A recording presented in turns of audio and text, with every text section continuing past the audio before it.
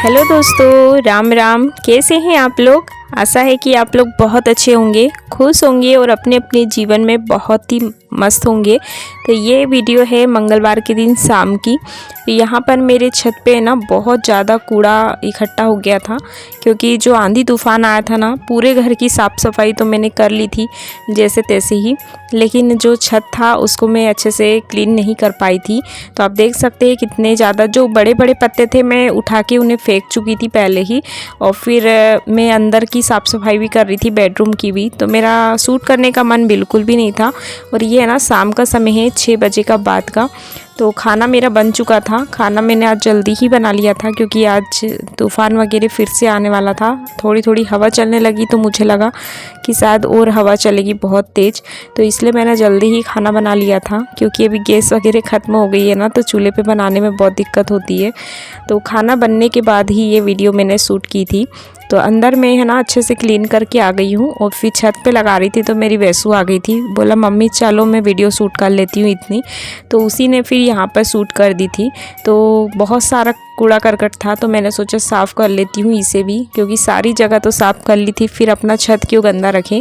वैसे भी साफ़ सफाई हम लोगों के हाथ में ही होती है। अगर हम चाहे तो साफ़ सफाई करें, ना चाहे तो ना करें, लेकिन साफ़ सफाई करना बहुत ज़रूरी रहता है।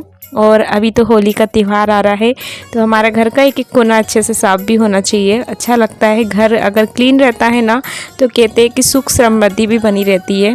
तो यहाँ पर जितना भी कचरा था मैंने उसको टब में भर लिया है, अंदर जो भी था वो भी भर लिया था। तो देख सकते हैं पूरा टब भर चुका है।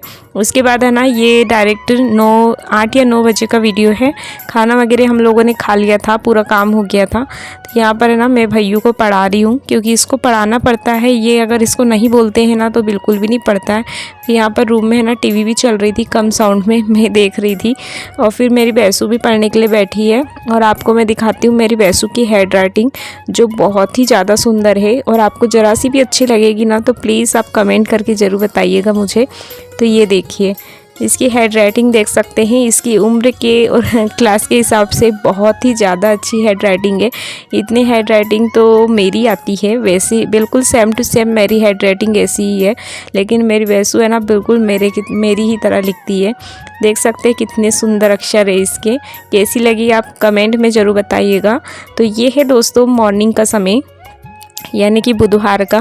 तो यहाँ पर मैं आज केले की सब्ज़ी की रेसिपी शेयर करना चाहती हूँ आप लोगों के साथ। तो मैंने केले को है ना कट कर लिए है, और ये 3-4 दिन के लगभग के रखे हुए हैं। मतलब तूफ़ान आया था ना हमारे यहाँ 2-3 दिन पहले, तो जो केला का पेड़ था वो गिर गया था। तो यहाँ पर मैं फ्राई कर रही हूँ, सादी ही चीज़ों से ही फ्राई करूँगी। आज मैं बताती हूँ हमारे गाँव में केले की सब्ज़ी कैसी बनाई जाती है। वैसे तो सभी जगह अलग अलग ही बनाई जाती है केले की सब्ज़ी। तो जो मसाला था वो भुन गया था मेरा। इसमें मैंने बेसिक मसाले का यूज़ किया है जो मैं डेली में यूज़ करती हूँ। उसके बाद केले डाल दिए थे, टमाटर वगैरह का भी यूज़ किया है, टमाटर भी डाले थे मैंने। और इसको अब है ना बिल्कुल मध्य आंच पे होने दूँगी, ऐसे ही ये धीरे धीरे पक जाएगी। वैसे भी केले की सब्ज़ी जल्दी ही बन के रेडी हो जाती है। तो यहाँ पर है ना देख सकते हैं केले की सब्ज़ी बनकर हो गई है रेडी, गर्मा गर्म। देख रही है ना, बहुत ही खाने में स्वादिष्ट, ऐसा लग रहा है कि आलू की चटनी है। और इसका स्वाद भी कुछ ऐसा ही होता है, खाने में बहुत ही ज़्यादा स्वादिष्ट होती है। तो उसके बाद मैंने रोटियां वगैरह बना ली थी, बर्तन वगैरह कुछ पड़े थे उनको भी साफ़ कर लिए थे। जैसे कि आप पता है डेली की रूटीन मेरी वही रहती है, तो मैंने सोचा आज कुछ चेंज किया जाए। तो मैंने इसलिए वो सब कुछ भी शूट नहीं किया था। और वैसे भी आज अब होली आने वाली है, दिन नज़दीक हो गए हैं, तो मैंने सोचा खेत बाड़ी के काम में भी लग जाऊंगी मैं कल से फिर से, इसलिए आज का दिन खाली था। तो मैंने सारी जगह की आज साफ़ सफाई अच्छे से कर ली है। वैसे भी जो तूफ़ान आ गया था ना उसकी वजह से पूरे घर में डस्ट हो गया है, तो ये सारी क्लीनिंग मैंने की नहीं थी। तो चलिए इसे भी क्लीन कर लेते हैं। और घर की साफ़ सफाई करना भी बहुत ज़रूरी होता है। हमारा घर वैसे भी जितना साफ़ करो ना उतना ही सुंदर दिखता है। और मेरा सामने वाला जो हॉल है ना बहुत ही ज़्यादा सुंदर लगता है मुझे। अगर इसमें एक भी जाले पड़ जाए ना तो मुझे चैन नहीं आता है। तो यहाँ पर देख सकते हैं जो जाले 1-1 2-2 पड़े थे तो मैं उन्हें भी साफ़ कर लूँगी। और एक कमेंट से ना मेरा दिमाग आज बहुत ख़राब हो गया है। एक कमेंट आया था मुझे, जो मैंने शॉर्ट वीडियो डाली थी ना जिसमें मैं रो रही थी। तो किसी की कुछ परिस्थिति होती है जिसके कारण हम लोग कुछ बोल नहीं पाते हैं, तो उसको हम शेयर कर देते हैं ताकि हमारा दुख थोड़ा सा हल्का हो। वैसे तो मैंने उसमें बोल के कुछ भी नहीं बताया है। तो मुझे एक कमेंट आया था, किसी संजना सिनोटिया का है, वो भी मेरे ही कास्ट की है। आपको एक बात बता दूं, जो मेरे कास्ट वाले ना मुझे आगे बढ़ते हुए नहीं देखना चाहते, बहुत ही ज़्यादा जलते हैं मुझसे, क्योंकि उनको पता है कि मैं ऐसे वीडियो का काम करती हूं जो वो लोग नहीं करते हैं।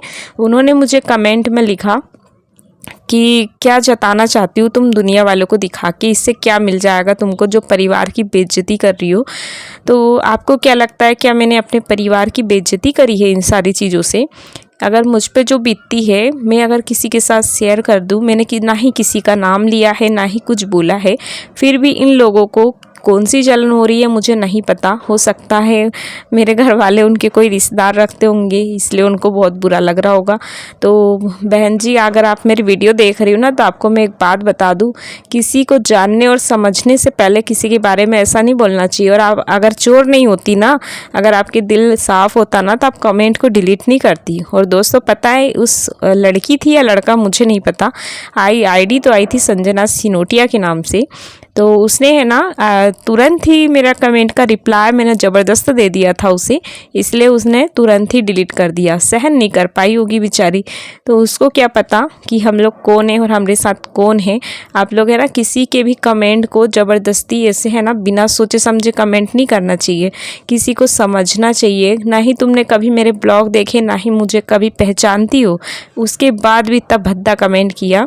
तो क्या उसने मुझे सही कमेंट किया? आप लोग कमेंट करके मुझे ज़रूर बताइएगा। तो पोछा लगा ही रही थी, उसके बाद यहाँ पर है ना प्लाजो वाला आ गया था भैया, फेरी वाले। तो उनके पास बहुत ही अच्छे अच्छे कपड़े थे। तो ये दुपट्टा और एक प्लाजो ले रही हूँ मैं। तो आपको कैसे लग रहे हैं आप ज़रूर बताइएगा दोस्तों। तो मेरी वैसू के लिए ले रही हूँ, बिल्कुल भी नहीं मान रही थी, मम्मा ले दो ले दो, बहुत देर से पीछे पड़ी हुई थी वो। तो भैया मोहल्ले में घूम रहा था तब तक पीछे ही पड़ी थी। और सॉरी, हवा बहुत तेज़ चल रही, तो आपको थोड़ी थोड़ी हवा की भी आवाज़ आ रही होगी।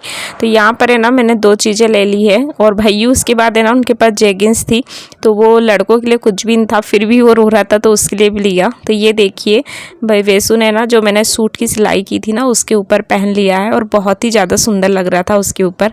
तो ये देखिए नीचे का प्लाजो है, और इसको और कुछ भी बोलते हैं शायद। फिर इसके बाद जो हमारा अंदर वाला रूम है ना, उसकी डीप क्लीनिंग करने के लिए अंदर आ गई थी मैं, क्योंकि यहाँ पर भी है ना करना बहुत ज़रूरी था। ये हमारे भगवान जी की अलमारी है, तो उसको भी मैंने अच्छे से क्लीन कर दी है। उसके बाद जो ऊपर है ना भगवान जी की सारी फ़ोटो वगैरह लगी रखी है हमारे घर में, पहले से ही ऐसी है। और मेरे घर में कुछ चीज़ें इतनी ज़्यादा बिखरी हुई रहती है ना, मैं उनको जब भी समेटने की कोशिश करती हूँ तो उसमें कुछ ना कुछ दिक्कत आई जाती है, क्योंकि जो घर जैसा है ना पहले से वैसा ही रह सकता है, हम अपने मर्ज़ी से हर कुछ नहीं हटा सकते हैं। तो उसके बाद है ना मेरी यहाँ पर सफाई हो चुकी थी, जो जाले वगैरह थे वो भी मैंने अच्छे से निकाल दिए थे। फिर यहाँ पर आ गई हूँ पोछा लगाने के लिए। तो सारे रूम के मैं ऐसे ही पोछा लगा लूँगी और ऐसे ही अच्छे से क्लीन करूँगी आज सारे रूम को।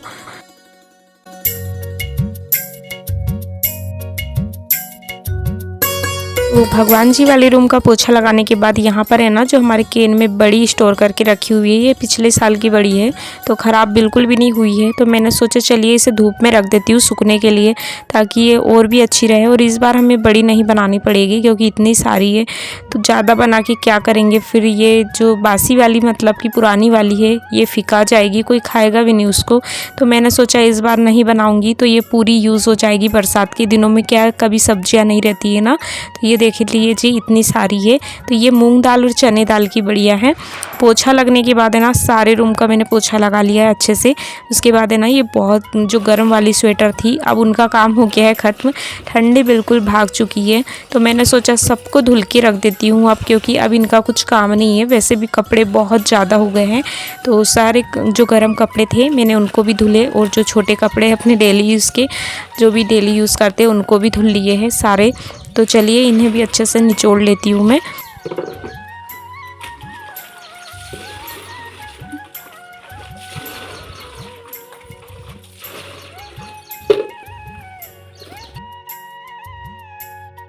साउंड को भी रखा था ताकि आप लोगों को नेचुरल वॉइस का भी आनंद मिल सके। तो यहाँ पर है ना सारे कपड़े को मैंने ऐसे ही निचोड़ लिए हैं और अब ठंडी तो बिल्कुल ख़त्म हो चुकी है, तो इन्हें अच्छे से रख दूँगी सुखा के।